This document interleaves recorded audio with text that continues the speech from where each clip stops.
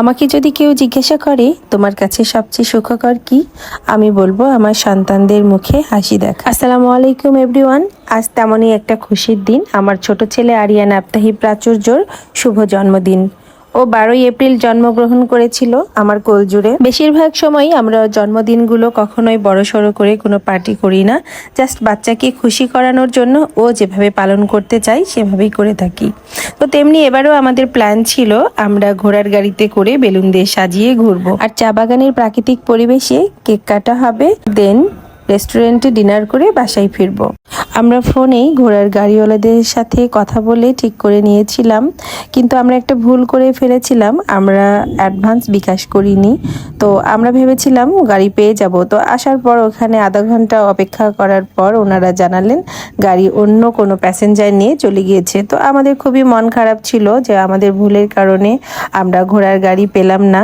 তো যাই হোক, আমরা অন্যভাবেও আনন্দ করতে পারি, তাই আমরা সবাই মিলে চলে এলাম চা বাগানের মধ্যে কেক কাটার জন্য।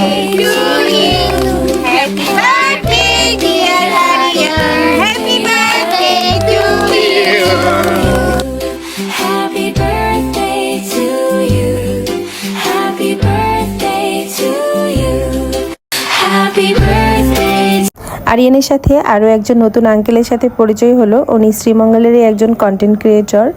তো যাই হোক, ওই ভাইয়াটা খুবই আন্তরিক ছিলেন, উনি খুব খুশি মনেই আরিয়ানকে কেক কেটে খাওয়ালেন। আমরা রিকোয়েস্ট কেক কাটা পর্ব শেষ করে আমরা এখানে কিছুক্ষণ অনেক ছবি তুলে নিলাম, ভিডিও করলাম, রং ঢং করলাম।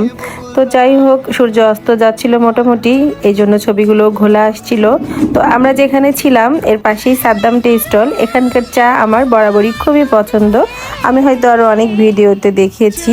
বিশেষ করে এখানকার লাল চা, যারা শ্রীমঙ্গলে এসেছেন অথচ এই দোকানের লাল চা খাননি, আমার মনে হয় আপনারা অনেক কিছু মিস করে ফেললেন।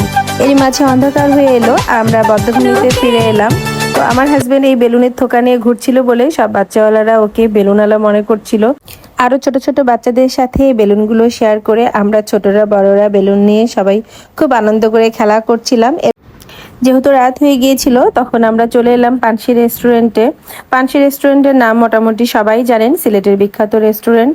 তো যাই হোক, এখানে প্রথমে ঢুকতেই যে আচারের পসরা সাজানো আছে, এগুলো কখনো আমার ট্রাই করা হয়নি, তবে ইনশাল্লাহ আগামীকাল পয়লা বৈশাখে অবশ্যই আমি এই আচারগুলো ট্রাই করব। অবশ্যই আপনাদের রিভিউ শেয়ার করব কেমন ছিল খেতে। তো যাই হোক, আমরা ডিনারে 3-4 রকমের আইটেম নিয়েছিলাম, যে যেটা পছন্দ করে।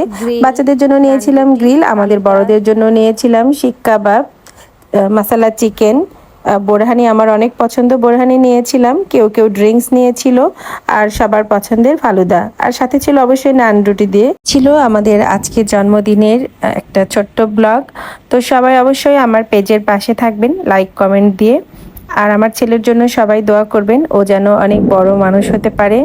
খাওয়া শেষে আমরা কিছু পার্সেল নিয়ে নিলাম আমাদের বিল্ডিংয়ের আরও ছোট ভাই বোন আছে আমার বাচ্চাদের, ওদের জন্য এবং শুভাকাঙ্ক্ষীদের জন্য। আল্লাহ হাফেজ।